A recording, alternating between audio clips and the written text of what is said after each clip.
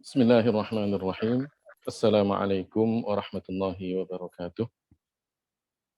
الحمد لله والصلاة والسلام على رسول الله وعلى آله وصحبه ومن والاه. اللهم لا سهل إلا ما جعلته سهلا وأنت يا حي يا قيوم تجعل الحزن إذا شئت سهلا. أما بعد، فضيلة الشيخ جميل حليم حفظه الله، المشايخ الكرام والأساتذة وجميع الحضور، إن شاء الله نحن سنعرض لكم آثار أثر من أثر النبي صلى الله عليه وسلم قبل المحاضرة، فتفضل مشكورا.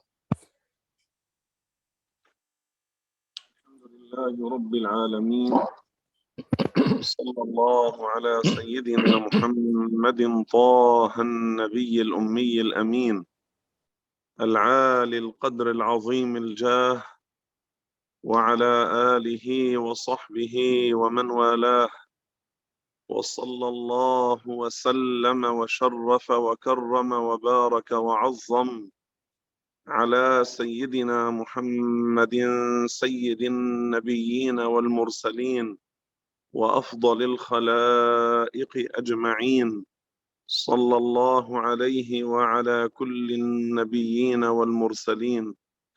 أما بعد، إخواني وأخواتي، السلام عليكم ورحمة الله وبركاته.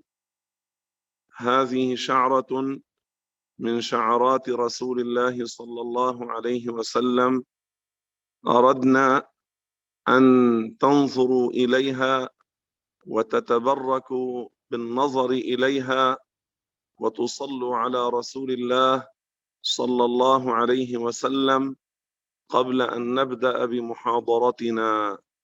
فالرسول عليه الصلاة والسلام كله بركة، الرسول عليه الصلاة والسلام بركاته لا يحصيها إلا الله. الرسول عليه الصلاة والسلام هو علمنا أن نتبرك به وبآثاره الشريفة. الرسول عليه الصلاة والسلام هو علم أمته أن تتبرك به وبشعره وبعرقه وأظفاره وثيابه وآثاره.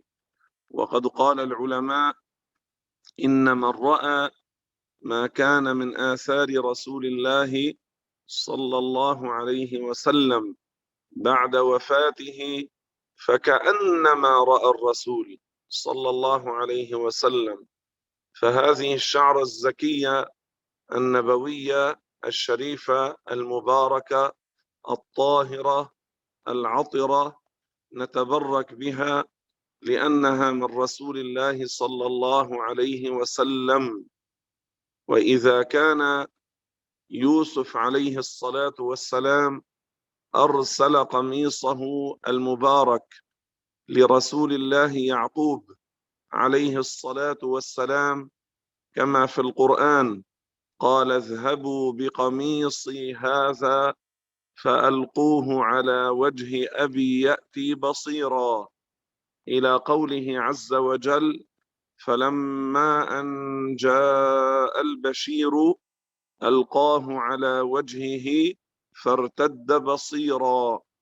إذا كان هذا بقميص يوسف عليه الصلاة والسلام، فالبركة بمحمد عليه الصلاة والسلام وبشعره الشريف أعظم وأكبر من قميص يوسف عليه الصلاة والسلام.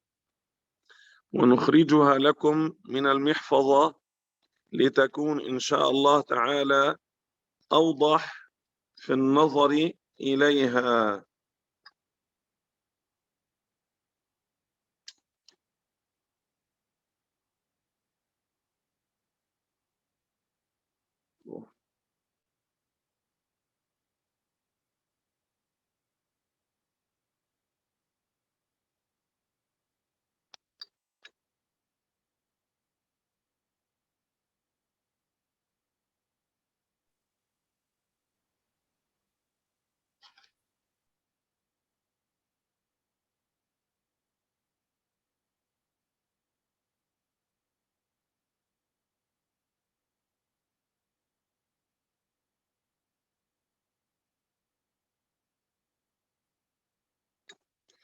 بارك الله بكم وأحسن إليكم.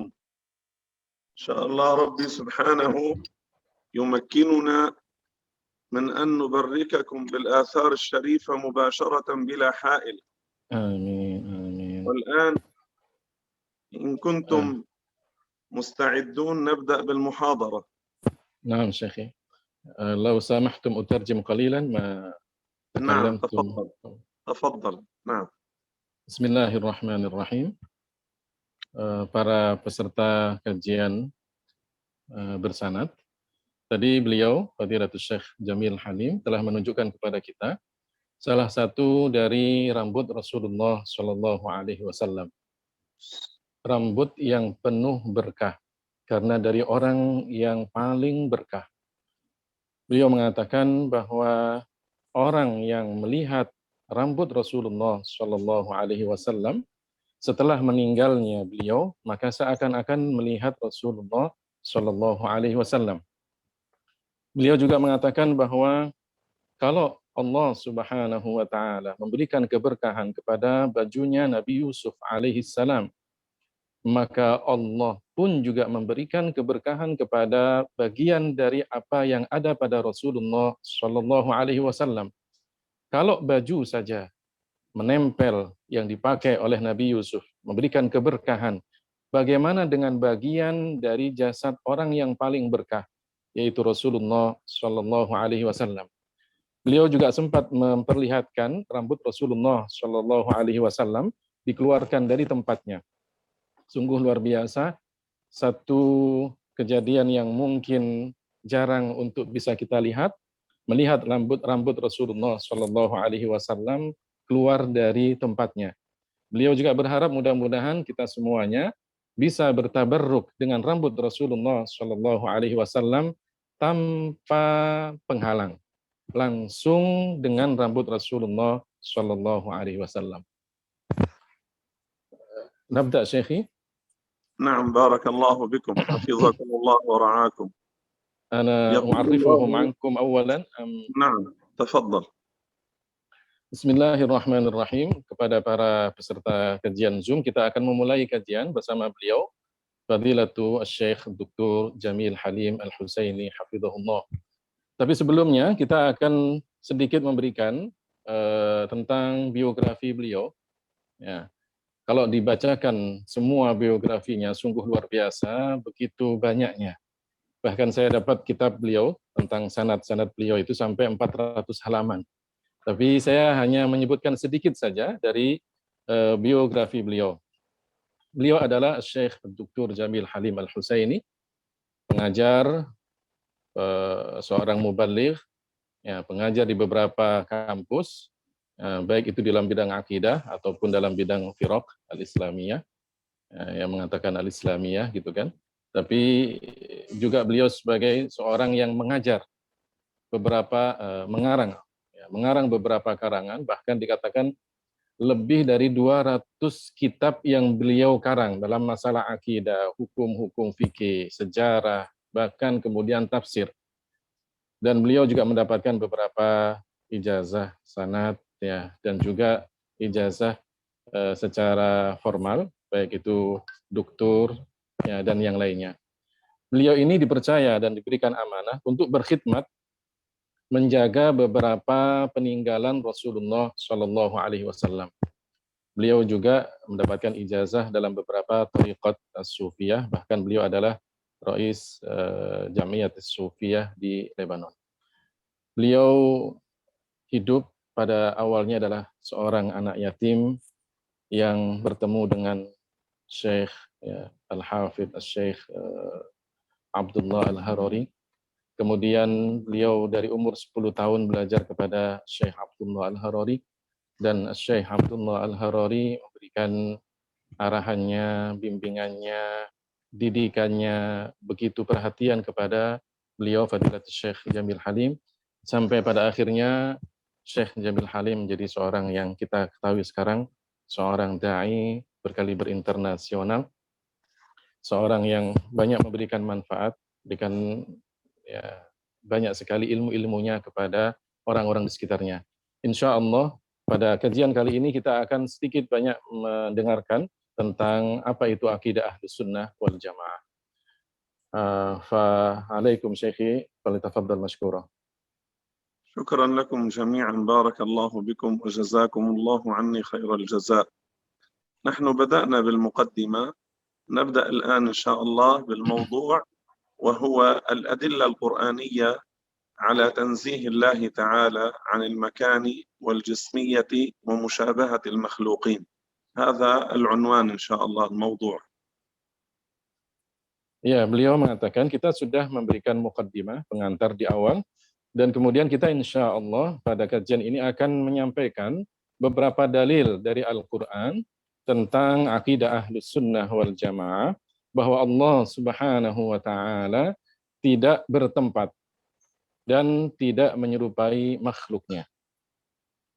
وأنتم إخواني الأساتذة والمشايخ والدعاء والحضور الأفاضل، لطف الله بكم ونصر بكم دينه، تعرفون أن مصادر التشريع الإسلامي أولا الكتاب، ثم السنة الثابتة الصحيحة، الإجماع والقياس، والأدلة القرآنية مقدمة على غيرها. Dan kalian, saudara-saudaraku, baik itu para masyayikh, para asatidz, dan semua yang hadir, tahu bahwa sumber dasar hukum Islam itu diawali dengan Al-Quran. Kemudian hadis yang sabit dari Rasulullah SAW, kemudian ijma' dan qiyas. Dan Al-Quran itu lebih didahulukan daripada yang lainnya. ونحن اليوم في هذه المحاضرة سنقتصر على ذكر بعض الأدلة القرآنية على عنوان محاضرتنا. Dan kita sekarang akan menyebutkan sebagian dalil-dalil Al-Quran sesuai dengan tema kajian kita kali ini. لأن المشبهة المجسمة يدعون أنهم يتمسكون بالقرآن، وهذا بمجرد ألفاظهم، يعني لفظا يدعون، أما معنى واعتقادا هم يخالفون القرآن. Karena orang-orang musyabbih, mereka yang menyerupakan Allah dengan makhluknya, mereka mengaku, mengaku-ngaku mereka berpedoman pada Al-Quran, padahal itu hanya secara lisan, tapi secara makna mereka jauh sekali dari berpedoman pada Al-Quran. وهؤلاء كما ورد في الأثر موقوفا على أنس رضي الله عنه وأرضاه: رب تال للقرآن والقرآن يلعنه. Dan mereka ini, sebagaimana yang disebutkan dalam asar yang dinisbatkan atau diriwayatkan oleh sahabat Anas, bahwa dikatakan rubbatan lil Quran wal Quranu yal'anu. Berapa banyak orang yang baca Al-Quran tapi Al-Quran itu justru melaknatnya. هؤلاء المشبهة المجسمة الذين ينسبون لله المكان والقعود يتلون القرآن ليلا ونهارا، لكن في المعنى يكذبونه، فالقرآن خصمهم ويكون حجة عليهم لا لهم. Orang-orang musyabbihah, mereka yang menyerupakan Allah dengan makhluknya, mereka baca Al-Quran pagi dan malam, tapi mereka kemudian mengatakan Allah bertempat, Allah duduk. Mereka ini nanti pada hari kiamat, Al-Quran bukan menjadi hujjah bagi mereka, tapi akan sebaliknya menjadi bumerang, melaknat mereka. وهم للتمويه على الناس يكثرون من تلاوة القرآن، وهذا دأب الخوارج تماما. Dan mereka itu untuk mengelabui banyak orang, mereka banyak berkedok dengan baca Al-Quran. Dan ini adalah yang biasa dipakai oleh orang-orang Khawarij. وفيهم جاء ما ورد في البخاري ومسلم وفي كتب السنن والمسانيد ومنها عند الحاكم وعند البيهقي أنه صلى الله عليه وسلم قال فيهم: يقرؤون القرآن لا يجاوز تراقيهم، لا يجاوز حناجرهم، يعني لا يصل إلى قلوبهم، يقرؤونه بألسنتهم فقط. قال يقرؤون القرآن لا يجاوز تراقيهم يمرقون من الإسلام مروق السهم من الرمية.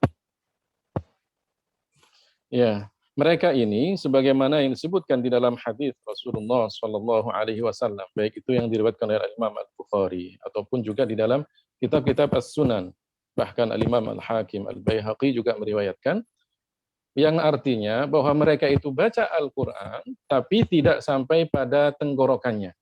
Artinya Al-Quran yang mereka baca itu tidak sampai pada hatinya, hanya dengan lisannya saja mereka membaca Al-Quran. Rasulullah Shallallahu Alaihi Wasallam mengatakan mereka itu keluar dari agama bagaikan keluarnya ya, anak panah dari busurnya. وقال فيهم أيضا هم شر الخلق والخليقة. Dan Rasulullah Shallallahu Alaihi Wasallam juga mengatakan tentang mereka, mereka ini adalah sejelek-jelek makhluk. وقال فيهم إذا مرضوا فلا تعودوهم وإذا ماتوا فلا تشهدوا جنائزهم هم أبغض الخلق إلى الله. Dan Rasulullah Shallallahu Alaihi Wasallam juga bersabda tentang mereka, kalau mereka sakit jangan dijenguk, kalau mereka mati jangan diantarkan, jangan dirawat jenazahnya. Dan mereka ini adalah orang-orang atau makhluk yang sangat dibenci oleh Allah Ta'ala. وقال لو أدركتهم قتلتهم قتل عاد هؤلاء الخوارج. وفي رواية قال قتل ثمود. يعني الرسول عليه الصلاة والسلام من عظيم شرهم وفتنتهم وضررهم على الأمة يقول لو أدركهم لقتلهم قتل ثمود أو قتل عاد. Dalam hadis yang lainnya Rasulullah Shallallahu Alaihi Wasallam mengatakan, kalau saya menemui mereka maka akan saya habiskan mereka sebagaimana Allah Ta'ala menghabiskan kaum Ad, atau juga dalam hadis yang lainnya sebagaimana dihabiskannya kaum Tsamud. Artinya karena sungguh besar kejahatan mereka ini, sampai-sampai Rasulullah Shallallahu Alaihi Wasallam mengatakan demikian. هذه الأوصاف العجيبة والمريعة والمخيفة والمفزعة التي وصفهم صلى الله عليه وسلم بها مع كثرة قراءتهم للقرآن. وهذا دليل أن مجرد الإكثار من تلاوة القرآن وحفظ القرآن عن ظهر قلب مع مخالفة العقيدة السنية لا تكفي ولا تنفع. Sifat-sifat yang disebutkan oleh Rasulullah Shallallahu Alaihi Wasallam yang sangat jelek, yang sangat buruk untuk mereka itu, ya itu sebetulnya ya dari zahirnya mereka baca Al-Quran, bahkan kemudian mereka hafal Al-Quran. Ini artinya bahwa tidak semua orang yang baca Al-Quran kemudian hafal Al-Quran itu kemudian bisa menyelamatkan diri mereka jika akidahnya bertentangan dengan apa yang ada di dalam Al-Quran. لأن العقيدة السنية هي الأصل والأساس التي هذه العقيدة التي من ضيعها لا تقبل منه الأعمال ولا تصح. Karena akidah Ahlus Sunnah wal Jamaah itu adalah dasar. Satu dasar dalam ajaran Islam ini yang tidak akan diterima amal ibadah kita tanpa akidah yang benar ini. لذلك إخواني وأخواتي حفظكم الله ينبغي الاعتناء بعقيدة أهل السنة وببيان علم التوحيد والتنزيه أكثر من أي شيء آخر لأنه الأصل والأساس. Karenanya saudara-saudaraku kaum muslimin dan muslimat, ya, hendaknya kita sangat memperhatikan tentang masalah akidah ini lebih didahulukan daripada yang lainnya. Ya, karena ini yang menjadi dasar akan diterimanya amal ibadah kita. وهذه العقيدة التي عليها السواد الأعظم وجمهور الأمة الذين مدحهم الله في القرآن بقوله كنتم خير أمة أخرجت للناس. Dan inilah akidah yang dipegang oleh mayoritas umat Islam, yang di dalamnya di situ sebagaimana yang disebutkan di dalam Al-Quran, pujian untuk mereka yang berpegang teguh pada akidah ini. Allah Subhanahu wa taala berfirman yang artinya, kalian adalah sebaik-baik umat yang diutus oleh Allah untuk manusia. وهذه العقيدة هي التي توعد الله من خرج عنها وخالفها بالنار، فقال ومن يشاقق الرسول من بعد ما تبين له الهدى ويتبع غير سبيل المؤمنين نوله ما تولى ونصله جهنم وساءت مصيرا. Dan akidah inilah yang kemudian Allah Subhanahu wa taala mengancam orang-orang yang keluar dari akidah ini sebagaimana disebutkan di dalam Al-Qur'an, yang artinya barang siapa yang menyalahi Rasulullah Shallallahu alaihi wasallam setelah kemudian diturunkan penjelasan kepada mereka, maka mereka inilah yang akan kemudian mendapatkan siksaan yang pedih. موضع الشاهد ويتبع غير سبيل المؤمنين، والمجسمة المشبهة اتبعوا غير سبيل النبي والصحابة والمؤمنين. Tadi ada yang kurang saya terjemahkan, dan mereka itu mengikuti jalan selain umat Islam. Yang kata beliau, Fadilatul Syekh Jamil, bahwa inilah yang menjadi inti dari dalil bahwa mereka itu mengikuti jalan selain umat Islam. ثم هذه العقيدة هي التي قال الرسول صلى الله عليه وسلم في الحديث الذي رواه الحافظ البيهقي رضي الله عنه: المتمسك بسنتي عند فساد أمتي له أجر شهيد. سنتي يعني شريعتي عقيدة وأحكاما. Akidah inilah yang kemudian disebutkan oleh Rasulullah Shallallahu alaihi wasallam di dalam hadisnya riwayat Al-Imam Al-Baihaqi, bahwa orang yang berpegang teguh dengan sunnahku, maka dia akan mendapatkan pahala orang yang mati syahid.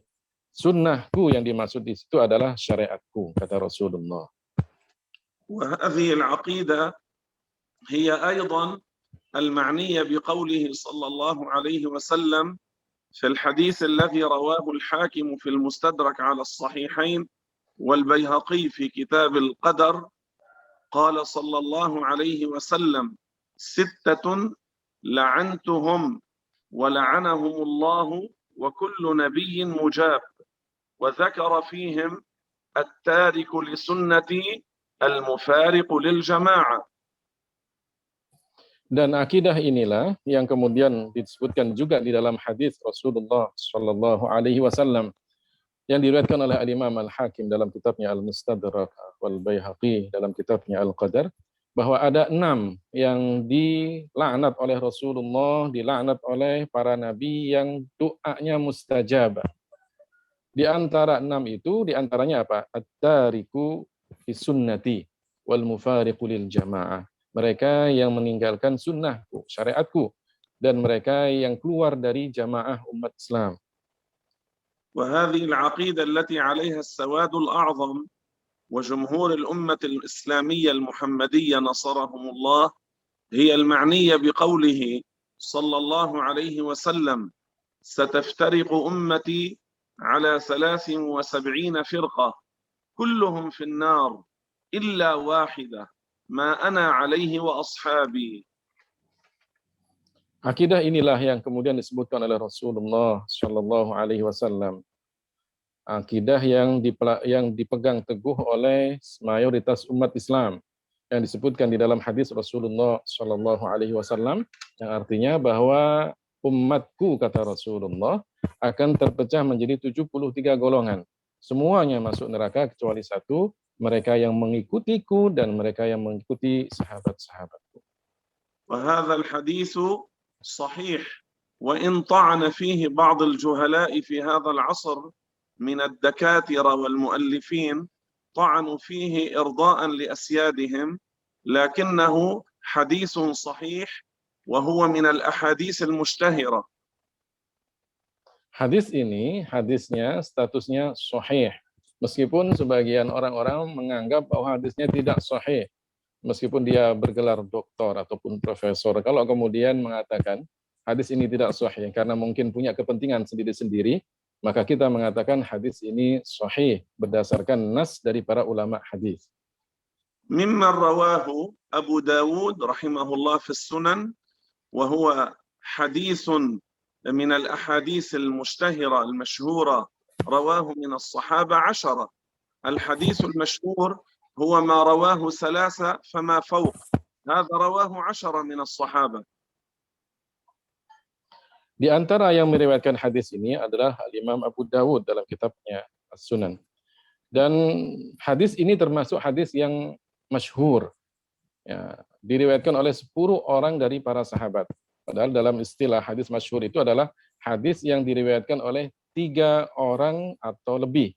Tapi hadis ini diriwayatkan oleh 10 orang dari para sahabat. وهذه العقيدة السنية الأشعرية الماتريدية عقيدة السواد الأعظم وجمهور الأمة المحمدية هي المعنية بقوله صلى الله عليه وسلم في الحديث الذي رواه أبو داود في سننه قال صلى الله عليه وسلم عندما سئل عن الفرقة الناجية قال ما أنا عليه وأصحابي. Akidah ini, akidah yang dipegang teguh oleh mayoritas umat Islam, ya, akidah yang dipegang teguh oleh generasi umat Islam dari satu generasi ke generasi yang lainnya, itulah yang disebutkan di dalam hadis Rasulullah Shallallahu Alaihi Wasallam yang diriwayatkan oleh Imam Abu Dawud dalam kitab Sunannya. Ketika Rasulullah Shallallahu Alaihi Wasallam ditanya tentang al-firqah an-najiyah, golongan yang selamat, beliau mengatakan yang mengikutiku dan mengikuti sahabat-sahabatku. فحديث سنن أبي داود وحديث صحيح ابن حبان وحديث البيهقي وحديث الحاكم كل هذا يؤكد أن أهل السنة والجماعة هم الفئة الناجية، هم السواد الأعظم، لأنه صلى الله عليه وسلم قال في بعض الروايات السواد الأعظم قال ما أنا عليه وأصحابي قال جمهور الأمة في بعض الروايات. Hadis-hadis yang tadi telah disebutkan, baik yang diriwayatkan oleh Imam Abu Dawud dalam kitab Sunannya, Ibnu Hibban dalam kitab Sahihnya, ataupun Al-Hakim dalam Mustadrak, itu menunjukkan bahwa al-firqah an-najiyah, golongan yang selamat itu adalah yang disebutkan oleh Rasulullah Shallallahu Alaihi Wasallam. Salah satu hadis mengatakan ma ana alaihi wa ashabi, yang mengikutiku dan mengikuti sahabat-sahabatku. Dalam riwayat yang lainnya adalah as-sawadul a'zam, yang mayoritas di dalam umat Islam ini. ثم الصحابة الكرام كانوا في زمن رسول الله صلى الله عليه وسلم وبعده يقال لهم الصحابة لشرف الصحبة المباركة، ثم بعد ذلك صار يقال أهل السنة والجماعة، إلى القرن الرابع الهجري صار يقال لهم الأشاعرة والماتريدية. Kemudian para sahabat yang dimuliakan oleh Allah Subhanahu wa taala, mereka itu dikatakan sahabat karena mereka bersahabat langsung dengan Rasulullah Shallallahu Alaihi Wasallam. Karena kemuliaan bersahabat dengan Rasulullah Shallallahu Alaihi Wasallam, makanya dikatakan sahabat, ya sahabat. Pada masa itu mereka yang mengikuti Rasulullah dan para sahabatnya itu dikatakan ahlus sunnah wal jamaah. Istilah ini ya terus ada yang mengikuti Rasulullah dan para sahabatnya sampai pada abad keempat Hijriah. Setelah abad keempat Hijriah, baru kemudian muncul istilah bahwa mereka yang mengikuti akidah yang benar itu adalah Asy'ariyah wal Maturidiyah. فهذا الاسم المتجدد لنفس الجماعة أصحاب العقيدة الصحيحة الحقة. فإذا قيل الجماعة أو أهل السنة والجماعة أو أولا الصحابة ثم بعد ذلك السواد الأعظم جمهور الأمة المحمدية، جمهور الأمة الإسلامية، جمهور الأمة، ثم الأشاعرة والماتريدية، كل هذه الأسماء لجماعة واحدة هي التي على ما كان عليه الرسول والصحابة صلى الله عليه وسلم ورضي الله عنهم. وهذه ليست أسماء لعقائد جديدة، إنما لنفس العقيدة والجماعة، لكن الاسم تجدد. Nama-nama yang baru itu adalah satu nama dengan apa yang telah dipegang oleh para sahabat Rasulullah Shallallahu Alaihi Wasallam. Berawal dari nama sahabat, kemudian setelah itu as-sawadul a'zam, mereka mayoritas dalam umat Islam ini, jumhurul ummah al-muhammadiyah, mayoritas di dalam umat Nabi Muhammad Shallallahu Alaihi Wasallam. Kemudian muncul lagi istilah al-asyairah wal maturidiyah. Semuanya itu nama dari satu golongan yang selamat, ahlus sunnah wal jamaah. Meskipun nama-namanya berbeda-beda, tapi menunjukkan kepada satu akidah yang sama, yaitu akidah yang diajarkan oleh Rasulullah Shallallahu Alaihi Wasallam. Bukan berarti kemudian ketika namanya muncul yang baru, Asy'ariyah wal Maturidiyah katakan, kemudian berarti akidahnya baru. Tidak, akidahnya sama dengan akidah yang diajarkan oleh Rasulullah Shallallahu Alaihi Wasallam. وإلى اليوم لا يستطيع أحد من المجسمة المشبهة من الشذاذ أن يثبت على رسول الله صلى الله عليه وسلم بإسناد مقطوع بصحته، ولا عن صحابي كريم، ولا عن إمام من أئمة أهل السنة، لا يستطيعون أن يثبتوا عنهم أنهم قالوا إن الله جالس أو قاعد. فإذا هذه عقيدة جديدة مستحدثة، هي من عقيدة اليهود ثم الكرامية ثم الوهابية. Dan sampai sekarang orang-orang Wahabi, orang-orang musyabbihah yang menyerupakan Allah dengan makhluknya, orang-orang mujassim yang mengatakan Allah jisim, ya, dengan perkataan-perkataan mereka yang selalu menyimpang dari akidah Ahlus Sunnah wal Jamaah, sampai sekarang mereka tidak akan bisa menunjukkan hadis dari Rasulullah Shallallahu Alaihi Wasallam, meskipun hadisnya maqtu', ya, meskipun hadisnya maqtu', atau dari perkataan para sahabat, atau dari perkataan dari salah satu imam min ahli sunnah wal jamaah, bahwa seperti keyakinan mereka Allah duduk, ya, di atas aras, ya, mereka tidak akan bisa menunjukkan satu dasar sekalipun, ya, dari para imam-imam itu, atau dari para sahabat, atau dari hadis yang maktu sekalipun. Itu tidak ada. Ini menunjukkan bahwa akidah mereka itu maqtu'un bisahhatihi. Maqtu'. Nah, meskipun hadis itu adalah muttafaqun ala annahu sahih. Naam, Syekh. Afwan. Mereka tidak akan bisa menunjukkan berdasarkan hadis yang sudah disepakati oleh para ulama akan kesahihannya. Mengatakan bahwa Allah duduk, tidak akan ada. Ini menunjukkan bahwa akidah mereka adalah akidah yang baru, yang tidak pernah disebutkan oleh Rasulullah ataupun para sahabat Rasulullah ataupun para imam. ثم الذين شذوا وانحرفوا عن هذه الأمة العظيمة التي مدحها القرآن وكل هذه الأحاديث التي ذكرناها، هؤلاء الذين شذوا ينطبق عليهم ما قاله الرسول صلى الله عليه وسلم: من شذ إلى النار، وفي رواية شذ في النار. Kemudian mereka yang menyimpang dari akidah Rasulullah Shallallahu Alaihi Wasallam, menyimpang dari mayoritas umat Islam ini, mereka itu masuk dalam makna hadis Rasulullah Shallallahu Alaihi Wasallam. Barang siapa yang menyimpang, maka dia akan menyimpang ke dalam neraka. ثم أهل السنة والجماعة نصرهم الله الأشاعرة والماتريدية إلى اليوم هم مئات الملايين، وهم الأكثر والأغلب على مر العصور والتاريخ. لو بدأنا من أبي بكر رضي الله عنه ومن بعده إلى اليوم، من خلفاء المسلمين لا يوجد فيهم من يقول الله جسم وجالس وقاعد، لا يوجد في إمام من أئمة أهل السنة والجماعة الأولياء الكبار كالجنيد البغدادي أو الرفاعي أو الجيلاني أو شاه نقشبند أو البدوي أو الدسوقي أو أبي مدين الغوث، لا يوجد فيهم واحد يقول الله جالس أو قاعد. Ya, akidah kaum ahlu sunnah wal jamaah yang kemudian diberikan pertolongan oleh Allah Subhanahu wa Ta'ala, mereka adalah mayoritas di dalam umat Islam ini. Ratusan juta umat Islam adalah penganut akidah ahlu sunnah wal jamaah.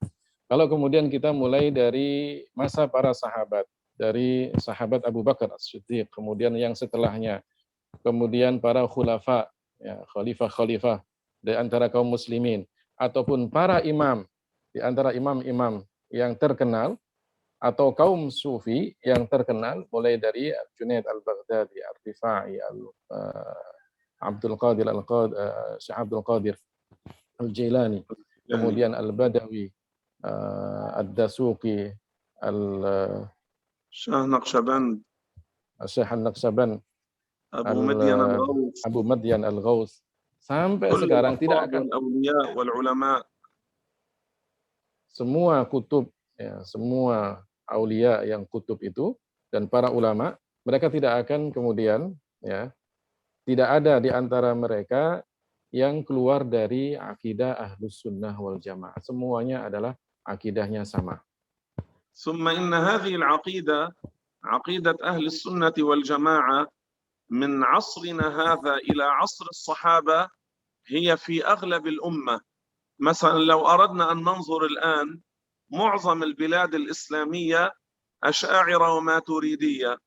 لو نظرنا إلى بلاد الشام مثلا، بلاد اليمن، بلاد الحجاز، مصر، أندونيسيا، ماليزيا، الهند، باكستان، بنغلاديش، معظم هؤلاء وغير هذه الدول أشاعرة ماتريدية. أما المشبهة المجسمة لو عدوا عدا بسبب الأموال وبسبب السياسات، لو عدوا عدا على عقيدتهم الجديدة المستحدثة، يمكن يطلع عددهم الآن مثلا 3 ملايين شخص، مع الغوغائية، مع الأعداد التي تضخم عندهم، وهذا كثير. 3 ملايين هذا رقم كبير جدا، لكن نقول بسبب الأموال وبسبب السياسات. أما أندونيسيا وحدها كم مليون، ماليزيا، اليمن، المغرب، تركيا، الهند، بلاد الشام، بلاد الحجاز، كل هذه البلاد أشاعرة ماتريدية. أما هؤلاء المشبهة المجسمة يمكن 1.5 مليون، وعلى الأكثر 3 ملايين بسبب الأموال والسياسة. إذن أين الحق في السواد الأعظم؟ أين الصواب في جمهور الأمة المحمدية في التنزيه والتوحيد؟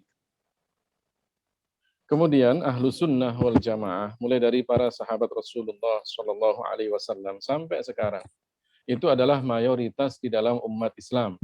Kalau kita lihat negara-negara yang ada sekarang, mulai dari daerah Syam, Yaman, Hijaz, Mesir, Indonesia, Malaysia, India, Bangladesh, Pakistan, itu rata-rata adalah penganut akidah ahlu sunnah wal jamaah. Kalau tidak Asy'ariyah, ya Maturidiyah. Ya. Tapi kalau kita lihat, ya, data yang real pada orang-orang mujassimah, musyabbiha, ya kalau seandainya tidak karena uang, tidak karena politik, siasa, pasti mungkin kira-kira cuma 3 juta. Dan 3 juta itu apa? Nomor nominal yang besar sekali bagi mereka. Ya, ditambah dengan mereka yang tidak punya pegangan akidah yang benar, ikut-ikutan karena harta dan siasa ini, politik tersebut kan. Kalau kita lihat Indonesia saja, berapa ratus juta umat Islam di Indonesia yang akidahnya ahlu sunnah wal jamaah. Belum Malaysia, Turkiya, Tunisia, dan yang lainnya. Semuanya itu adalah akidah, berakidah ahlu sunnah wal jamaah. Sedangkan mereka antara 1,5 juta maksimal 3 juta. Kalau tidak dengan adanya sebab uang dan politik ya, mereka sedikit sekali. Tapi kita ahlul haq, mereka yang berpegang teguh pada akidah Ahlus Sunnah wal Jamaah adalah mayoritas di dalam umat Islam ini. Alhamdulillah alladzi ja'alana min ahli sunnati wal jamaah al-asy'ariyah al-maturidiyah alladzina nasarahumul Qur'an wal hadits wal ijma'. Puji syukur kita kepada Allah Subhanahu wa taala yang telah menjadikan kita pengikut akidah Ahlus Sunnati wal Jamaah. الآن بعد هذه المقدمة نبدأ ببعض الأدلة القرآنية التي عنونا بها المحاضرة. Sekarang setelah kita sudah tahu tentang pengantar mukaddimah yang disampaikan oleh beliau, insya Allah kita akan mulai menyebutkan dalil-dalil dari Al-Quran sebagaimana itu adalah tema kajian kita kali ini. Alhamdulillahi Rabbil Alamin.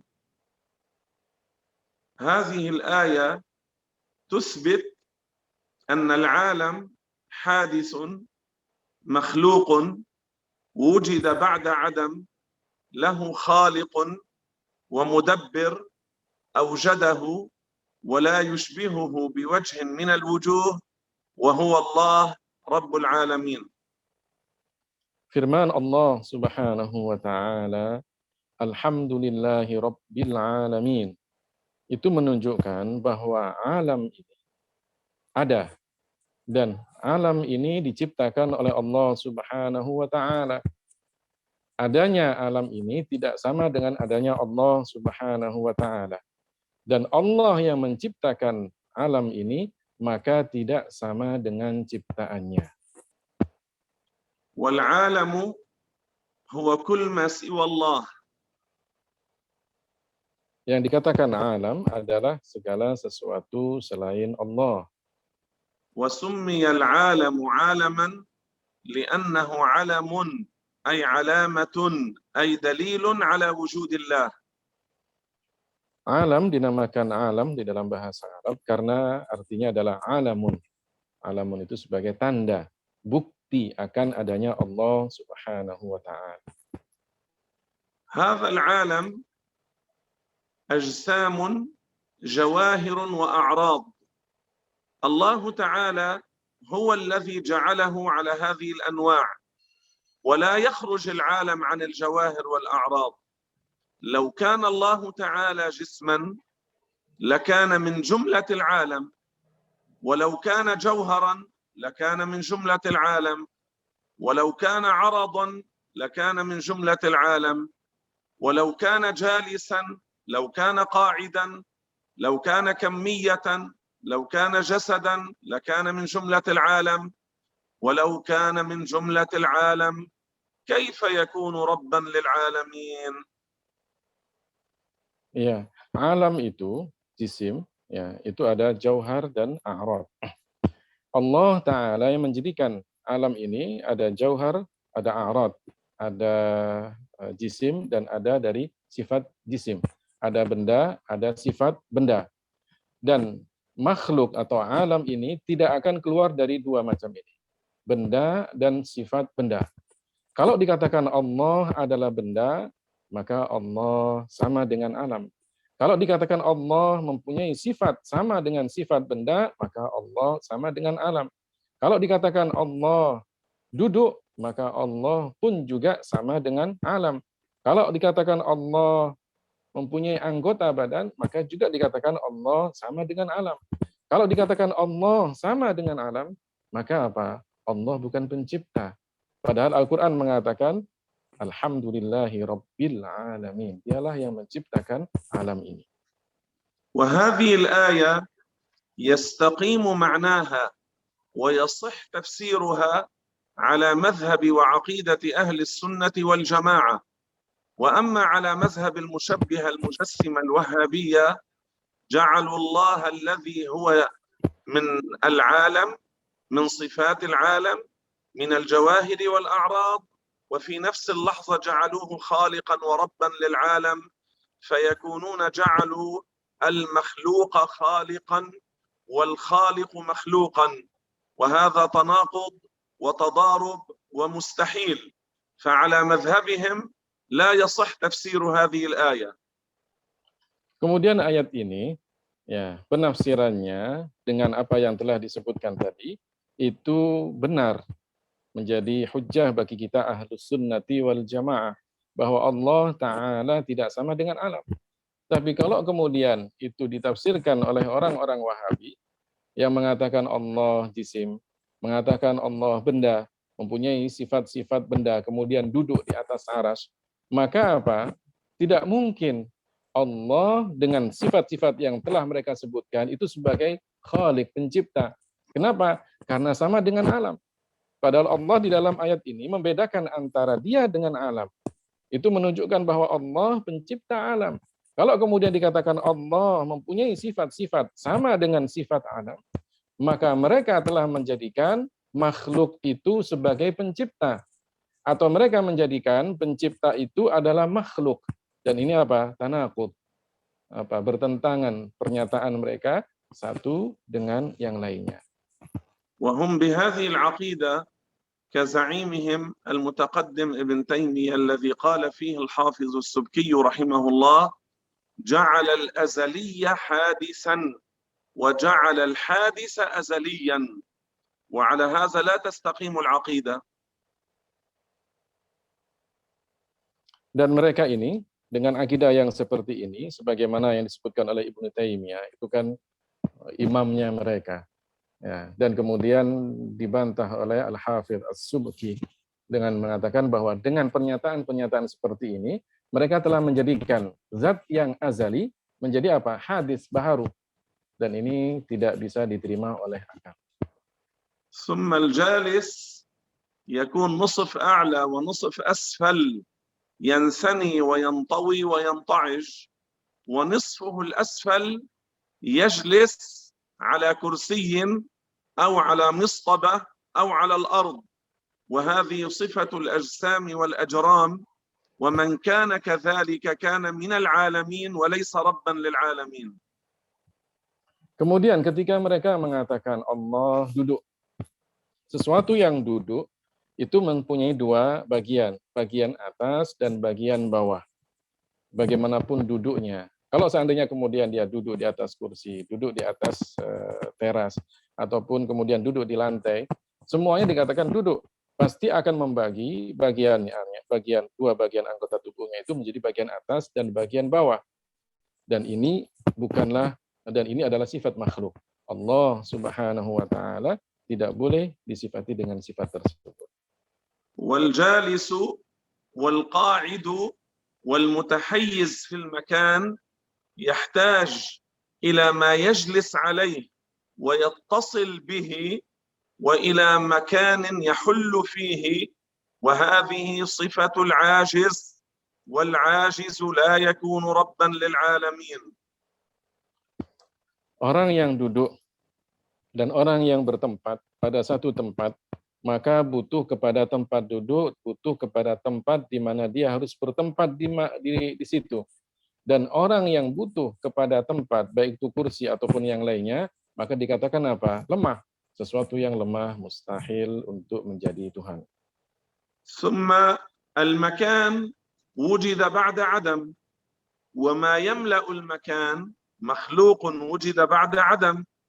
فلو كان الله بذاته في السماء ولو كان حقيقة على العرش لكان محتاجا إلى العرش أو السماء، ولكان موجودا بعد عدم ليملأ الفراغ، وهذه صفة الحادث، والحادث يحتاج إلى من يحدثه، والحادث لا يكون محدثا للعالم. Kemudian tempat itu ada sebelumnya tidak ada. Ya. Dan apa yang ada di atas tempat, maka dia akan menempati sesuatu yang baru. Karena tempat itu tadinya tidak ada. Kalau kemudian ada sesuatu yang berada di atasnya, maka dia juga dikatakan baru. Kalau seandainya dikatakan Tuhan berada di langit atau di arsy, maka memenuhi tempat yang baru. Bagaimana kemudian dikatakan Allah Ta'ala yang menciptakan tempat itu dan tidak disifati dengan sifat-sifat yang baru, kemudian dikatakan dia berada pada makhluknya yang baru. Ini berarti apa? Telah menjadikan ya, sesuatu yang baru menjadi pencipta, dan itu mustahil. والمكان هو الفراغ الذي يشغله الجسم. إن كنتم تروني الآن كفي هذه فوقها فراغ، وكفي هذه الثانية جسم، وضعنا هذا الجسم في هذا الفراغ فملأه. فالمكان هو الفراغ الذي يملأه الجسم. الله ليس جسما فلا يملأ فراغا فلا مكان له، لأنه لو كان جسما يملأ فراغا لكان من جملة هذا العالم، وهذا العالم مجتمعا لا يخلق شيئا، فكيف الأجزاء منه تكون خالقة؟ هذا مستحيل. Tadi disebutkan bahwa tempat itu adalah ruang kosong yang ditempati oleh benda. Tadi beliau contohkan ya, salah satu dari telapak tangannya kosong. Ya, kemudian salah satu telapak yang lainnya itu adalah benda. Kalau kemudian ini diletakkan di atasnya, maka telapak tangan yang di atas itu menempati telapak tangan yang di bawah. Itu artinya dia bertempat. Ya, itu dikatakan bertempat. Kalau dikatakan Allah Subhanahu wa taala bertempat, maka apa? Berarti mengatakan Allah jisim, benda. Setelah itu kemudian bertempat pada sesuatu. Nah, maka menjadikan Allah taala jisim berarti telah menjadikan Allah berbentuk, butuh kepada yang menjadikan dalam bentuk tersebut, dan ini mustahil. والعالم كله دليل يدل على وجود الله، فلو كان الله جزءا من العالم كيف يكون الجزء يدل على جزء آخر أنه هو الإله وهو متساو معه في الحدوث؟ Tadi ada yang kurang. Ya. Kalau seandainya dikatakan bahwa yang seluruh alam ini tidak bisa menciptakan, bagaimana dengan sebagian alam bisa menciptakan? Nah, kemudian yang berikutnya adalah kalau dikatakan Allah Ta'ala berada pada sebagian dari alam, ya, sebagian dari tempat, kenapa kemudian tidak bertempat di yang lainnya? Kok hanya di tempat ini saja, tapi tempat yang lainnya tidak? Maka ini adalah pemikiran yang tidak bisa diterima oleh akal sehat. ثم إن المحتاج للمكان والمحتاج للعرش والمحتاج للسماء والذي يشغل مكانا ويقعد في مكان ويجلس ويباشر ما تحته لا يكون أزليا، والإله لا يكون حادثا، فكيف يتفق هذا مع هذا؟ Kemudian yang butuh pada tempat, yang butuh pada langit, yang butuh pada aras, yang butuh pada tempat untuk kemudian dia menetap di situ, yang duduk, yang menempel, yang bersentuhan dengan alam, maka dia adalah baru. Sedangkan Allah Subhanahu wa taala azali. Ya, bagaimana kemudian dikatakan Allah Ta'ala yang azali, kemudian bersifat dengan sifat yang baru, setelah itu kemudian apa? Dialah yang menciptakan ini semuanya. Padahal sesuatu yang baru, sesuatu yang bertempat, butuh kepada yang menciptakannya. Maka ini apa? Bertentangan pemikirannya. ثم هذه الآية الحمد لله رب العالمين تثبت أن العالم هو الحادث المخلوق، وأن الرب الذي أوجد العالمين أزلي لا يشبهه. وأما على عقيدة الوهابية فصارت الآية متضاربة متناقضة، ومستحيل أن يكون في القرآن تعارضا وتضاربا. Kemudian ayat ini tadi, Alhamdulillahi Rabbil Alamin, itu mengatakan bahwa Allah Tuhan, pencipta alam, dan alam itu baru. Allah Ta'ala tidak sama dengan alam ini. Itu dasar bagi kita ahlus sunnah wal jamaah untuk mengatakan Allah tidak sama dengan makhluknya. Tapi kalau kemudian bagi orang-orang musyabbiha, mujassima, dengan mengatakan Allah duduk bertempat, itu menjadikan apa? Allah butuh kepada alam ini. Allah baharu. Kemudian bagaimana yang baru? Bagaimana yang butuh itu menciptakan alam? Maka ini adalah akidah yang seakan-akan mengatakan bahwa Al-Quran itu bertentangan satu dengan yang lainnya. Dan itu mustahil.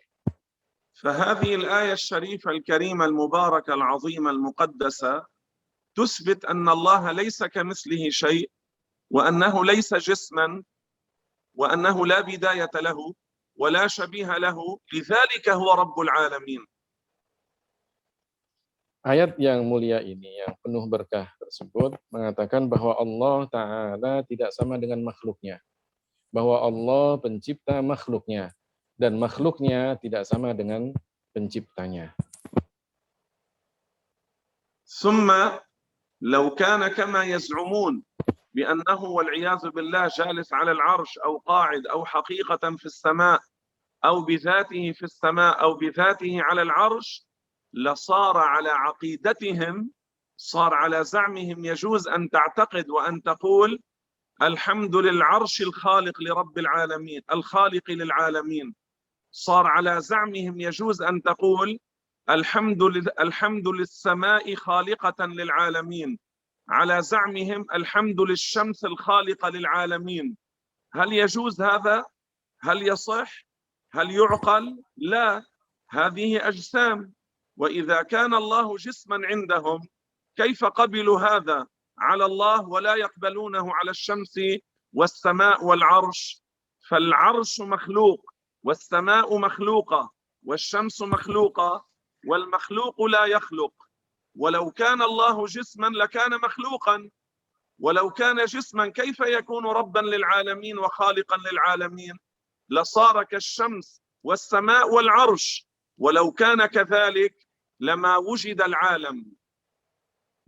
Kemudian kalau dikatakan sebagaimana keyakinan orang-orang Wahabi bahwa Allah duduk di atas aras, atau kemudian mereka meyakini Allah di langit, maka bisa jadi ya ayat itu ya bisa jadi kemudian kalau kita ingin membantah mereka dikatakan puji syukur kepada langit yang telah menciptakan alam, atau puji syukur kepada matahari yang telah menciptakan alam, atau puji syukur kepada aras yang telah menciptakan alam.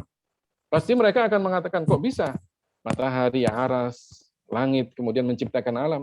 Kita katakan, bukankah matahari, aras, dan langit itu adalah makhluk, alam, benda? Ya, kalau kemudian kalian mengatakan alhamdulillahirabbil alamin, bukankah kalian juga mengatakan Allah benda? Kalau kepada aras, matahari, dan langit kalian tidak terima, kenapa kemudian kalian mengatakan Allah benda? Sedangkan benda adalah makhluk, maka tidak mungkin dia menciptakan. Kalau kalian mengatakan Allah benda, berbentuk, berjisim, ya, maka Anda telah mengatakan Allah benda. Kenapa kemudian kalian mengatakan Allah sebagai Tuhan? Ya, maka di sini tidak bisa diterima perkataan mereka bahwa Allah duduk, bahwa Allah bertempat, dan yang lainnya. Seakan-akan ya mereka menjadikan benda itu pencipta, dan itu mustahil. Alhamdulillah Rabbil Alamin وجود نفسه وأنه لا يشبه شيئا من خلقه وأنه منزه عن الكيفية والكمية والحجمية والهيئة والشكل والصورة ومنزه عن القعود والجلوس، وأثبت أنه خالق للعالم والعالم هو الذي وجد بعد عدم وليس الله، فالله لا يشبه العالم ولا يسكنه ولا يحتاج إليه. Ayat Al-Quran, Alhamdulillahi Rabbil Alamin, itu telah menunjukkan bahwa Allah menetapkan akan adanya dirinya. Dan Allah Ta'ala tidak sama dengan alam ini. Kalau kemudian alam berbentuk, ada gambarnya, ada sisi-sisinya, ya, maka Allah Ta'ala tidak demikian. Karena Allah Ta'ala tidak sama dengan makhluknya. Maka Allah telah menetapkan di dalam ayat ini, dialah pencipta alam. Dialah yang menciptakan semua makhluknya, maka dia tidak sama dengan makhluknya. ثم هذه الآية الحمد لله رب العالمين فيها أن الله عز وجل لا يحتاج إلى العالمين، وإلا لو كان محتاجا للعرش والسماء والمكان لكان هو ضمن العالمين ولكان جزءا من العالمين، فكيف يكون ربا لنفسه على زعمهم؟ Kemudian ayat ini juga mengatakan bahwa Allah tidak membutuhkan kepada alam ini. Ya. Kalau seandainya Allah Ta'ala butuh kepada alam ini, bagaimana kemudian dikatakan Allah menciptakan alam? Dan bagaimana dikatakan Allah menciptakan dirinya sendiri? Dan itu tidak mungkin.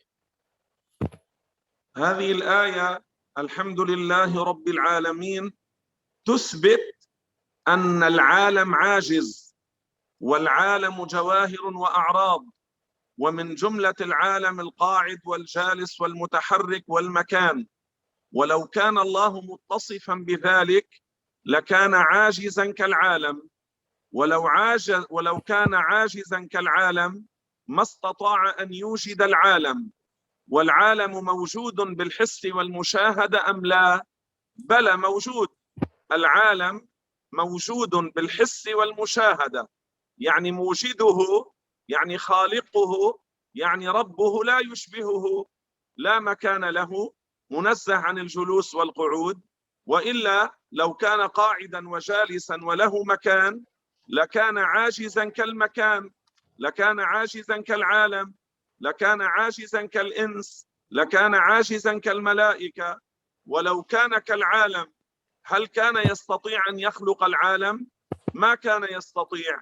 وبما أن العالم موجود معناه أن خالق العالم لا يشبه العالم، موجود بلا جهة ولا مكان. Kemudian ayat ini juga mengatakan bahwa alam ini ajiz, lemah. Ya, alam ini terdiri dari jauhar dan a'rad. Ya, benda dan sifat benda. Benda dan sifat benda lemah. Ya, baik itu kemudian sifat-sifatnya adalah duduk, bergerak, berpindah, bertempat, ataupun yang lainnya, semuanya lemah. Kalau dikatakan Allah Ta'ala lemah, bagaimana kemudian menciptakan alam? Ya, tidak mungkin dia menciptakan alam, padahal alam ini ada. Secara nyata, secara real, bisa kita lihat bahwa alam ini ada. Pasti ada yang menciptakannya, dan yang menciptakannya tidak akan sama dengan ciptaannya. Kalau dikatakan Allah Ta'ala sama dengan alam, bertempat, bergerak, ya, butuh kepada yang lainnya, maka dia lemah. Dan yang lemah bukanlah Tuhan. Padahal alam ini nyata. Itu membuktikan bahwa ada yang menciptakannya, dan yang menciptakannya tidak sama dengan ciptaannya. الآن ننتقل إلى آية ثانية، هي الآية الأولى بعد ما انتهينا من أدلتها، لكن نكتفي بهذا القدر لأجل أن لا نطيل عليكم وننتقل إلى آية ثانية. Sekarang kita akan berpindah kepada ayat berikutnya. Sebetulnya ayat yang pertama masih banyak sekali dalil-dalilnya. Tapi karena beliau ingin menjelaskan beberapa ayat kepada kita, maka beliau cukupkan sampai di sini tentang penjelasan ayat yang pertama. فلا تضربوا لله الأمثال. الله نهانا وحرم علينا ومنعنا أن نضرب له الأمثال وأن نشبهه بخلقه وأن نصفه بصفة من صفات العالمين. فلا تضربوا لله الأمثال. Ayat yang berikutnya adalah firman Allah Ta'ala, فَلَا تَضْرِبُوا لِلَّهِ الْأَمْثَالِ. Allah Ta'ala di dalam ayat ini melarang kita, mencegah kita, ya, untuk kemudian menyerupakan Allah dengan makhluknya, atau kemudian mensifati Allah dengan sifat-sifat makhluknya. Maka jangan kalian samakan Allah dengan makhluknya. من الذي التزم بهذه الآية وتأدب مع الله هم أهل السنة والجماعة الأشاعرة والماتريدية. Siapakah golongan yang berpegang teguh pada ayat ini? Siapakah yang menjadikan ayat ini sebagai dalil yang benar? Siapa? Mereka adalah ahlus sunnah wal jamaah. فنزه الله عن كل صفات المخلوقين. Mereka mensucikan Allah dari semua sifat makhluknya. وأثبتوا له ما أثبت لنفسه على المعنى الذي يليق به لا على معنى الجسمية والشكل والعضوية والجارحة. Dan mereka menetapkan bagi Allah Ta'ala sifat sebagaimana Allah Ta'ala menetapkan bagi dirinya menurut keyakinan yang benar. Bukan menyerupakan Allah dengan makhluknya. Bukan kemudian mengatakan Allah mempunyai bentuk, mempunyai anggota badan. Tidak. كما أثبتنا أنه موجود لا كالموجودات، أثبتنا أنه متصف بصفات لا تشبه صفات المخلوقين وإلا لكان مخلوقا مثلهم. Sebagaimana ya, kita ahlus sunnah wal jamaah mengatakan bahwa Allah Ta'ala ada, tapi tidak sama dengan semua yang ada dari makhluknya. Dan juga sebagaimana kita meyakini bahwa Allah mempunyai sifat, tapi sifat-sifatnya tidak sama dengan sifat-sifat makhluknya. ومن الذي كذب هذه الآية وعارضها وخرج عنها وخالف أمر الله وأساء الأدب مع الله هم اليهود والمشبهة والمجسمة والوهابية. Dan siapa yang mendustakan ayat ini, menentangnya, dan kemudian menyimpang darinya, bahkan su'ul adab kepada Allah. Ya, artinya tidak ada sopan santunnya kepada Allah Ta'ala. Mereka siapa? Orang-orang Yahudi, orang-orang musyabbihah, karramiyah, dan juga siapa? Wahabiyah. فهل يكونون مع القرآن أم هم خارجون عن القرآن؟ Pertanyaannya, apakah mereka itu mengikuti Al-Quran atau justru mereka telah keluar dan menyimpang dari Al-Quran? فلا تضربوا لله الأمثال هم جاءوا وقالوا جالس جعلوا له أمثالا الإنس والجن والملائكة والبهائم.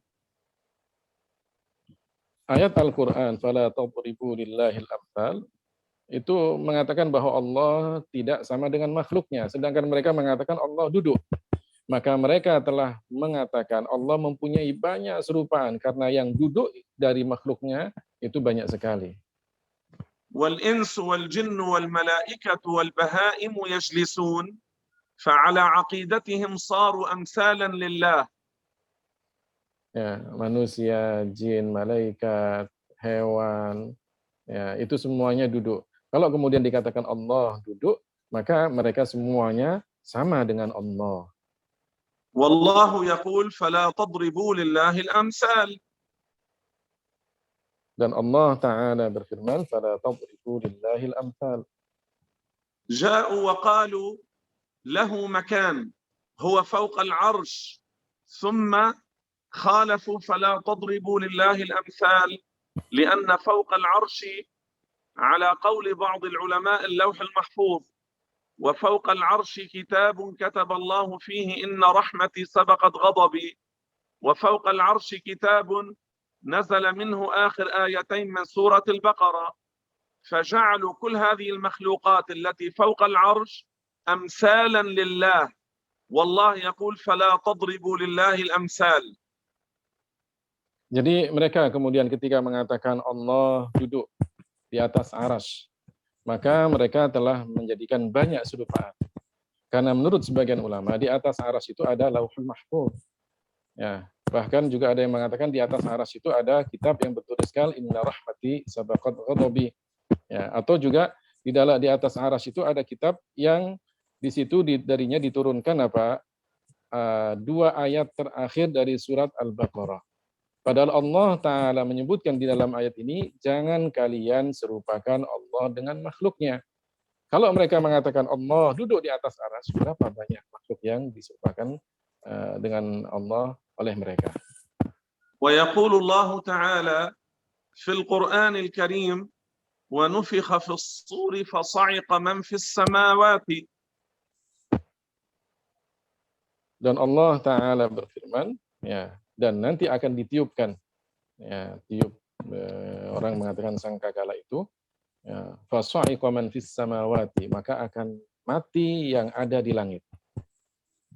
وهم يحملون أأمنتم من في السماء وحديث الجارية وحديث النزول على الظاهر فجعلوا السماء مكانا لله وجعلوا السماء مركزا لله والله يقول إن الذين في السماوات يموتون. Ya, mereka mengatakan dan mengambil ayat Al-Quran, dan ini tidak benar. Amintum fis sama, katanya yang di langit adalah Allah. Atau kemudian dalam hadis jariyah, ya, ketika ditanya aina Allah, mereka mengatakan bahwa Allah juga di langit. Mereka mengartikan ayat dan hadis ini secara zahirnya. Sedangkan Allah Ta'ala mengatakan bahwa nanti yang di langit akan mati. هذه الآية تثبت أن الذين في السماء يموتون إذا جعلوا الله يموت مع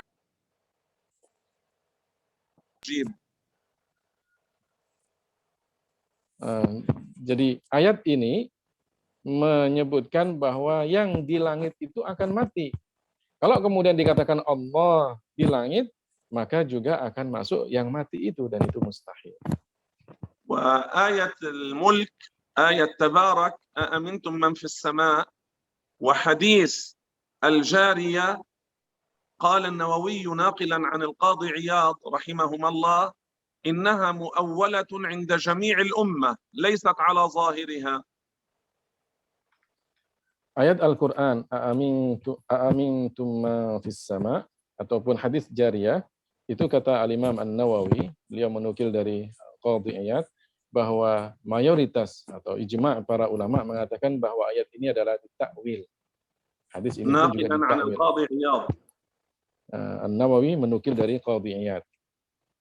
ثم حديث الجارية قال فيه بعض الأئمة والعلماء مضطرب الإسناد لأنه ورد بألفاظ لا يمكن الجمع بينها. Kemudian hadis jariyah, para ulama mengatakan hadis ini muttarib al-isnad, sanadnya muttarib. Artinya termasuk hadis yang tidak bisa diambil sebagai dalil dalam akidah. وكيف يحتج بالمضطرب على العقائد؟ Ya, bagaimana kemudian mengambil hadis yang muttarib sebagai dalil dalam akidah? والإمام أحمد نفسه يقول كنا إذا روينا الحديث في العقائد تشددنا. Imam Ahmad sendiri mengatakan, kami jika meriwayatkan hadis dalam masalah akidah, tasyaddadna. Ya, artinya kami sangat تشددنا وضعنا شروطا صعبة. Ya, ditaruh di situ syarat-syarat yang begitu susah. لقبول الحديث هناك شروط لا بد منها. Untuk diterimanya hadis, ya, maka di situ ada beberapa syarat yang harus dipenuhi.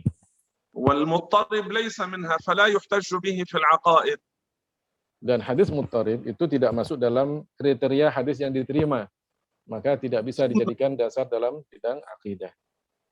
ثم أبو حنيفة رضي الله عنه قال في حديث الجارية النبي كان يعرفها أنها مؤمنة قبل ذلك. Kemudian Al-Imam Abu Hanifah mengatakan tentang hadis jariyah ini bahwa budak perempuan itu, ya, oleh Rasulullah SAW telah diketahui sebelumnya bahwa budak ini adalah seorang mukminah. فسؤاله عن المكانة لا عن المكان. Jadi pertanyaan Rasulullah SAW kepada budak tersebut adalah tentang ketinggian derajat, bukan tentang tempat. وحديث النزول صحيح الإسناد قال أبو بكر ابن فورك والبيهقي والحافظ ابن حجر العسقلاني والعيني في شرحه على البخاري ضبطه بعض الشيوخ والحفاظ بضم أوله فيصير ينزل ربنا، ينزل وليس ينزل، ينزل يأمر ملكا فينزل. Hadisun nuzul, hadis yang dikatakan bahwa Allah Subhanahu wa taala ya di situ menurunkan malaikat. Ya, hadisnya apa? Sahih isnadnya, sanadnya sahih. Diriwayatkan oleh Ibnu Furaq, ya, Abu Bakar Ibnu Furaq, Al-Baihaqi, Ibnu Hajar Al-Asqalani, juga Al-Aini. Mereka mengatakan bahwa sebagian ulama hadis memberikan harokat pada hadis ini dengan dhammah pada awalnya. Bukan yang zilu, tapi apa? Yunzilu. Artinya Allah menurunkan malaikat pada waktu itu. وهذا يؤيده رواية النسائي رواية ابن السني في عمل اليوم والليلة إذا مضى شطر الليل الأول أمر مناديا. Dan ini ya penafsiran seperti itu atau pemberian harokat seperti itu akan menguatkan apa yang diriwayatkan oleh Ibnu Sunni dalam Amalul Laili, Amal Yaumi wal Laila. Ya, beliau mengatakan idza madha syatrul lail, ketika Allah telah berlalu separuh dari malam, ya, amara munadiyan, Allah menyuruh malaikat untuk menyerukan. ثم النزول في لغة العرب يأتي بعدة معاني كما يقال نزل أمر الملك. ما معنى نزل أمر الملك؟ صدر، ليس معناه كان في الطابق العاشر ونزل إلى الطابق الأول. Kemudian kata an-nuzul di dalam bahasa Arab itu sendiri mempunyai banyak makna. Ya, di antaranya kalau seseorang mengatakan nazala amrul malik, ya, turun perintahnya raja, bukan berarti kemudian turun yang dimaksud di situ bahwa perintahnya raja itu turun dari atas ke bawah. Turun yang dimaksud di situ adalah apa? Telah terbit ya perintahnya raja. Seperti kalau telah terbit undang-undang begitu kan? وإذا كان النزول عند الوهابية لا يكون إلا بمعنى الانتقال من أعلى إلى أسفل، فليشرح لنا ما ورد في القرآن من إنزال الأنعام يعني الغنم والبقر والإبل وإنزال الحديد. هذا ورد في القرآن إنزال الأنعام وإنزال الحديد. فمن رأى بقرة تنزل من السماء إلى الأرض أو ألواح الحديد إنما معنى الإنزال في الأنعام والحديد أي أن الله خلقها لنا في الأرض نعمة منه. Kalau kemudian bahwa nuzul itu sebagaimana yang diyakini oleh orang Wahabi, nuzul itu adalah hanya turun dari atas ke bawah, maka hendaknya mereka menerangkan ayat-ayat Al-Quran yang bercerita tentang turunnya atau tentang inzal, ya, bukan turunnya, inzal al-an'am, ya, hewan-hewan baik itu sapi, kambing ataupun yang lainnya, ataupun di situ disebutkan juga tentang besi. Apakah kemudian dikatakan nazala di situ adalah turun, hewan-hewan tersebut dan besi tersebut turun dalam lembaran-lembaran begitu? Maka jelaskan apa arti nazala atau inzal di situ dalam ayat-ayat tersebut. Para ulama mengatakan bahwa Allah Ta'ala yang telah menciptakan hewan-hewan tersebut dan juga menciptakan besi sebagai nikmat untuk kita manusia yang hidup di dunia ini. إذا ثبت أن الله موجود بلا مكان، لا يسكن السماء ولا يجلس على العرش ولا يحتاج إلى جهة ولا إلى مكان، فهو لا في مكان واحد ولا في كل الأماكن لأنه خالقها وكان قبلها. Jadi bisa kita kembali kepada permasalahan sebelumnya bahwa Allah Ta'ala ada dan Allah ada tanpa tempat, tanpa disifati dengan sifat makhluknya. Karena Allah yang menciptakan tempat dan Allah yang menciptakan makhluknya, maka Allah tidak sama dengan ciptaannya. فإذا قالوا بذاته في السماء وحديث الجارية وحديث النزول وآية تبارك على الظاهر على زعمهم فليجيبوا عن هذه الآية ونفخ في الصور فصعق ماتوا من في السماوات. Kalau seandainya mereka mengatakan Allah dengan zatnya di langit, sebagaimana mereka menafsirkan surat Tabarak ataupun hadis Jariyah atau hadis Nuzul, maka hendaknya mereka menjawab pertanyaan kita, apa makna arti atau apa arti dari firman Allah Ta'ala, wa nufikha fis suri fasa'iqa man fis samawat. Ya, fasa'iqa itu artinya apa? Mati semua yang ada di langit. يقول الله تعالى ويحمل عرش ربك فوقهم يومئذ ثمانية. العرش مخلوق له بداية. الله يقول وهو رب العرش العظيم، وهم يقولون على العرش بذاته، وحقيقة الله يقول وهو رب العرش العظيم، يعني العرش له بداية، الله ليس له بداية. فإما أن يقولوا الله له بداية كما العرش ليكون عليه، أو أن يقولوا العرش أزلي كما أن الله أزلي، وهذا شرك وهذا كفر. Allah Ta'ala di dalam firman-Nya yang lainnya menyebutkan tentang aras, nanti pada hari kiamat akan dibawa oleh 8 malaikat. Allah juga menyebutkan di dalam Al-Quran, dialah Tuhan aras yang agung. Ya, artinya aras ini ada permulaannya.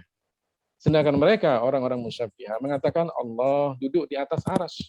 Orang-orang Wahabiyah mengatakan Allah duduk di atas aras. Padahal aras ada permulaannya. Berarti ada dua hal. Ada dua kemungkinan. Menjadikan aras itu azali sama dengan Allah, atau menjadikan Allah punya permulaan sebagaimana aras juga punya permulaan. Dua-duanya adalah kekufuran dan kesyirikan. ويحمل عرش ربك فوقهم يومئذ ثمانية. إثبات أن العرش محمول من قبل الملائكة، فعلى زعمهم الملائكة يحملون الله كما يحمل الناس الرجل عندما يتزوج، العريس يقولون عريس يحملونه يفرحون به، أو كما يحملون الميت النعش. فعلى زعمهم صار الله كالميت الذي يحمله الناس، وكالعريس الذي يحمله أهله، والملائكة تحمل الله على زعمهم. Ayat Al-Quran yang disebutkan tadi, wa yahmilu arsya rabbika yawma idin fawqahum thamaniyah, itu menunjukkan bahwa aras itu dibawa oleh 8 malaikat nanti di akhirat, ya, pada hari kiamat. Nah, ini menunjukkan bahwa aras makhluk kemudian dibawa oleh malaikat. Kalau kemudian dikatakan Allah duduk di atas aras, maka apa? Allah juga dibawa oleh malaikat. Sebagaimana ya kebiasaannya orang-orang Arab itu kalau kemudian ada pernikahan yang nikah, itu kemudian yang laki-laki juga dibawa, dipanggul, ya, diangkat oleh keluarganya. Atau sebagaimana mayat itu dibawa oleh orang-orang yang mengantarkan jenazahnya. Maka seakan-akan mereka mengatakan Allah seperti itu. Padahal Allah Ta'ala tidaklah seperti itu. Tidak dibawa oleh malaikat dan juga tidak dibawa oleh makhluk-makhluk yang lainnya. إذا ثبت أن الله لا يسكن العرش ولا يجلس عليه. أما الآية الرحمن على العرش استوى فسرتها الآية الثانية وهو الواحد القهار، أي قاهر للعرش ولكل العالم كما يريد. Jadi Allah Ta'ala tidak berada di aras dan juga tidak berada di tempat-tempat yang lainnya. Ketika kita mengatakan Allah menguasai aras, itu ada dasarnya, ya, bahwa Allah Ta'ala yang mengatakan Al-Wahidul Qahhar, dialah Allah yang esa dan yang maha penguasa. ثم إن الله تعالى لو كان جالسا على العرش كما زعموا لكان محتاجا للعرش، ولو كان محتاجا كيف قال في القرآن الكريم ومن كفر فإن الله غني عن العالمين، والعرش من العالمين والجالس عليه يحتاج إليه لا يكون غنيا عنه. أما الله قال ومن كفر فإن الله غني عن العالمين. Kemudian kalau dikatakan Allah duduk di atas aras, maka dikatakan, ya, maka pasti Allah butuh kepada aras. Kalau dikatakan Allah butuh kepada aras, bagaimana kemudian Allah Ta'ala berfirman di dalam Al-Quran, wa man kafara fa innallaha ghaniyyun 'anil 'alamin. Ya, sesungguhnya Allah Ta'ala maha kaya atas seluruh alam ini. Bagaimana dikatakan Allah maha kaya atas seluruh alam ini, kemudian dikatakan duduk di atas aras, butuh kepada aras, maka bertentangan dengan firman Allah Subhanahu wa Ta'ala. أما إن الله قال استوى ما قال جلس. وكلمة استوى في لغة العرب لها 15 معنى كما ذكر ذلك القاضي أبو بكر ابن العربي المغربي المالكي. Kemudian Allah Ta'ala sendiri mengatakan istawa, tidak mengatakan jalasa. Ya, sedangkan istawa itu sendiri di dalam bahasa Arab mempunyai lebih dari 15 makna. Ya, sebagaimana disebutkan oleh Abu Bakar Ibn al-Arabi al-Maghribi. ثم إن كلمة استوى في لغة العرب إذا سمعها العجم في بعض المواضع لا يقبلون أن يكون معناها الجلوس، كما تقول استوى القمر بدرا. الجاهل والغبي والمؤمن والكافر والعربي والعجمي إذا سمعوا استوى القمر بدرا لا يقبل ولا يظن أن يكون معناه جلس، فكيف قبلت الوهابية أن يكون الله جلس؟ Ya, kemudian kata istawa itu sendiri di dalam bahasa Arab ada kata yang jika kemudian didengar oleh orang Arab maka mereka tidak menerima maknanya jalasa. Mereka mengatakan bukan jalasa maknanya. Ya. Istawal qamaru badron. Ya, istawa di situ bukan jalasa. Siapapun dari orang Arab, ya, baik dia orang alim, orang awam, orang pandai, orang bodoh, ya, bahkan orang ajam yang non Arab, kalau kemudian mengerti bahasa Arab ini tidak akan mengatakan bahwa hatta al-kafir la yaqbal. Sampai orang kafir pun tidak akan menerima ketika mengatakan atau ketika dikatakan kepadanya istawa al-qamaru badron, itu bukan berarti bahwa bulan itu duduk. تركت العبارة الأخيرة فكيف قبلت الوهابية أن يكون الله جالسا. Nah, bagaimana kemudian orang-orang Wahabi mengatakan bahwa Allah Ta'ala duduk di atas arsy? ثم استوى القمر بدرا يعني اكتمله، فالقمر جسم ومخلوق وله بداية ويتحرك ويذهب ويجيء، ولا يقبل أن يكون استوى القمر بدرا يعني جلس. والله أزلي أبدي ليس جسما وليس جسدا وليس شكلا وليس صورة ولا يشبه شيئا من خلقه، ومع ذلك قالوا جلس. أي تناقض عجيب غريب هذا، لو كان أبو جهل لضحك عليهم. Jadi istawal qamaru badron itu artinya bahwa bulan itu sempurna menjadi bulan purnama. Bulan kita tahu bulan itu berjisim, bulan itu makhluk. Ya, itu saja tidak dikatakan dengan kata istawa adalah duduk. Bagaimana kemudian orang Wahabi mengatakan istawa bagi Allah artinya duduk? Ya, kalau pada bulan saja tidak dikatakan duduk, ya, bagaimana tentang Allah Ta'ala yang bukan benda, yang tidak disifati dengan sifat benda, yang tidak sama dengan makhluknya. Kemudian mereka mengatakan Allah duduk. Kalau seandainya, kata beliau, kalau seandainya masih ada Abu Jahal akan tertawa mendengarnya. Walau kan ma'na istawa jalas, kaifa qala Sayyiduna Ali bin Abi Talib, inna Allah khalaqa al-arsha izharan liqudratihi, wa lam yattakhizhu makanan li dhatihi, wa lam, yani laysa jalisan. Ya, kalau seandainya dikatakan istawa itu artinya jalasa, duduk, bagaimana kemudian Allah Ta'ala menciptakan arsy ini untuk menjadikan menunjukkan tanda kekuasaannya, bukan untuk menjadikan tempat baginya. فهل اليهود والوهابية أفهم من علي في لغة العرب؟ Jadi Sayyidina Ali mengatakan walam yattakhidhu makanan li dzatihi. Dia Allah tidak menjadikan tempat bagi zatnya. Apakah kemudian orang-orang Yahudi, orang-orang Wahabi, ya, itu lebih paham daripada Sayyidina Ali bin Abi Thalib dalam hal ini? وهذا الإمام الشافعي رضي الله عنه وأرضاه وأمدنا بمدده ونفعنا بعلومه وأنواره هو من أئمة السلف أيضا، وهو الذي قال من اعتقد أن الله جالس على العرش فهو كافر، يعني ليس معناها جلس. Ini ya kita pernah dengar perkataan Imam Syafi'i. Semoga kita mendapatkan berkahnya dari beliau. Ya. Beliau termasuk ulama salaf yang mengatakan bahwa orang yang meyakini bahwa Allah duduk, maka dia telah. سيدنا الشافعي إمام من أئمة السلف، مع ذلك كفر من يقول الله جالس على العرش. Ya, Al-Imam Syafi'i itu adalah salah satu imam dari a'immah salaf. Artinya termasuk para ulama salaf. Beliau sendiri mengatakan bahwa orang yang meyakini bahwa Allah duduk, maka dia telah kufur. روى الإمام الفقيه أحمد بن محمد بن الرفعة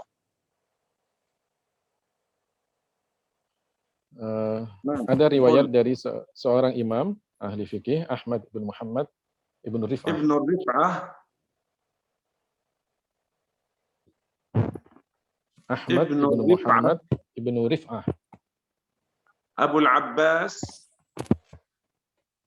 Abul Abbas نجم الدين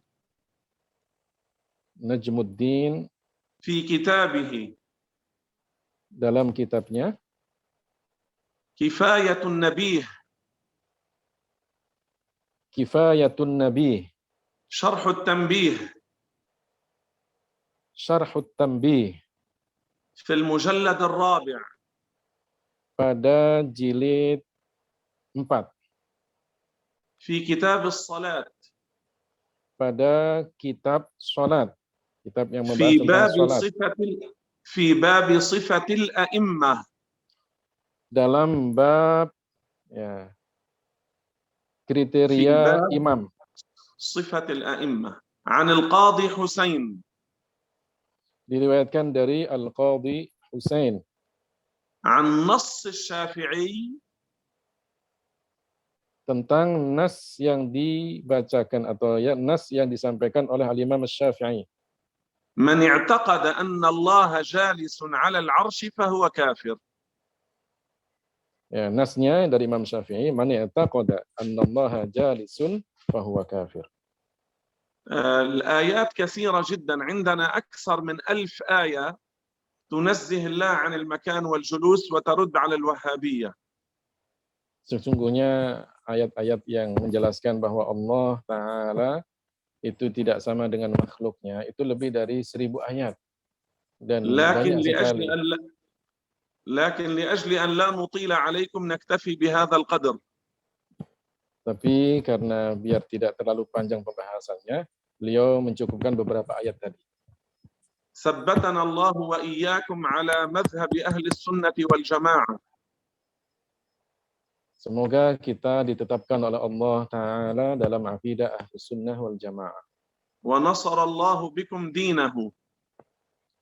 Semoga Allah menjadikan kita orang-orang yang bisa menolong akidah Ahlus Sunnah wal Jamaah. وجعلكم مفاتيح للخير. Semoga Allah jadikan kita sebagai pembuka-pembuka kebaikan. مغاليق للشر. Penutup-penutup dari kejelekan. ورزقكم رؤية النبي صلى الله عليه وسلم. Semoga Allah berikan kita anugerah bisa melihat Rasulullah Shallallahu Alaihi Wasallam. وغفر لنا ولكم.